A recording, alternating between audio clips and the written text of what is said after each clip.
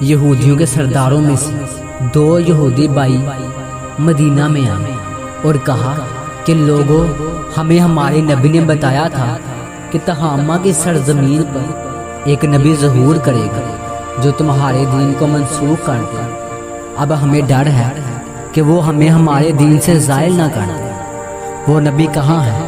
اگر وہ نبی ایسا ہے جیسے حضرت داؤد علیہ السلام نے بشارت دی تھی تو ہم ایمان لے آئیں گے، اور اگر وہ ایسا نہ ہوا تو ان سے جہاد کریں گے۔ وہ نبی کہاں ہے؟ مہاجرین و انصار نے کہا وہ دنیا سے رحلت کر گیا۔ تو دونوں یہودیوں نے کہا اب ان کا وسیع کون ہے جو نبی کے بعد ان کے احکام لوگوں تک پہنچاتا ہے؟ پس مہاجرین و انصار کے لوگوں نے حضرت ابوبکر کی طرف اشارہ کیا اور کہا یہی وسیع ہے۔ یہودیوں نے حضرت ابوبکر سے کہا ہم آپ سے کچھ سوال کرنا چاہتے ہیں جو اوسیہ سے کیے جاتے ہیں۔ حضرت ابوبکر نے کہا پوچھو، میں آپ کے ہر سوال کا جواب دوں گا۔ ایک یہودی نے کہا اللہ کے نزدیک انا و انتا کیا ہے؟ اور وہ ایک نفس جو دوسرے نفس میں ہے لیکن ان میں رحم اور قرابت نہیں۔ اور وہ کون سی قبر ہے؟ صاحب قبر کو لے کر چلتی رہی۔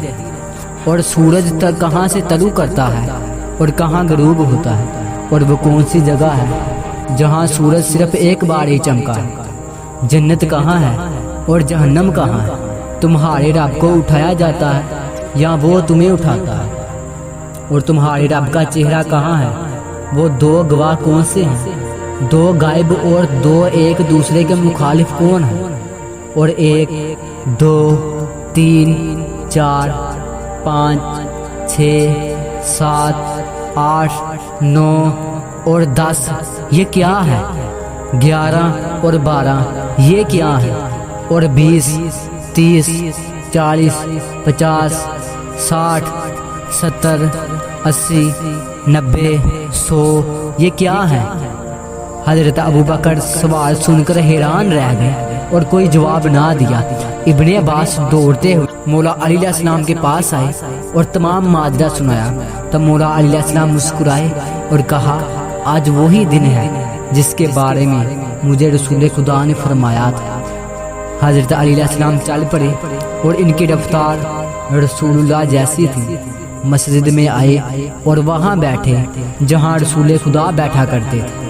پھر یہودیوں کی طرف متوجہ ہوئے اور فرمایا اے یہودیوں میرے قریب آؤ اور وہ سوال مجھ سے کرو جو تم نے اس بوڑھے سے کیے۔ یہودیوں نے کہا اپنے سوال دہرائے۔ یہودیوں نے اپنے سوال دہرائے۔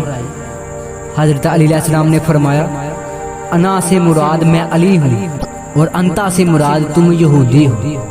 یہودیوں نے کہا وہ کون سا نفس ہے جو دوسرے نفس میں ہے کہ دونوں میں رحم اور قرابت نہیں؟ تو مولا علیہ السلام نے فرمایا وہ نفس حضرت یونس علیہ السلام کا ہے جو مچھلی کے پیٹ میں تھے۔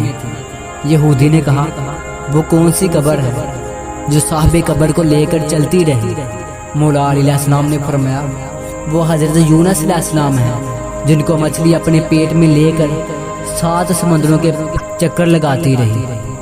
یہودیوں نے کہا جنت اور جہنم کہاں ہے؟ مولا علیہ السلام نے فرمایا جنت آسمانوں پر ہے اور جہنم زمین پر ہے۔ یہودیوں نے کہا تیرے رب کا چہرہ کہاں ہے؟ حضرت علیہ السلام نے فرمایا اے ابن عباس لکڑیاں لاؤ اور آگ لگاؤ۔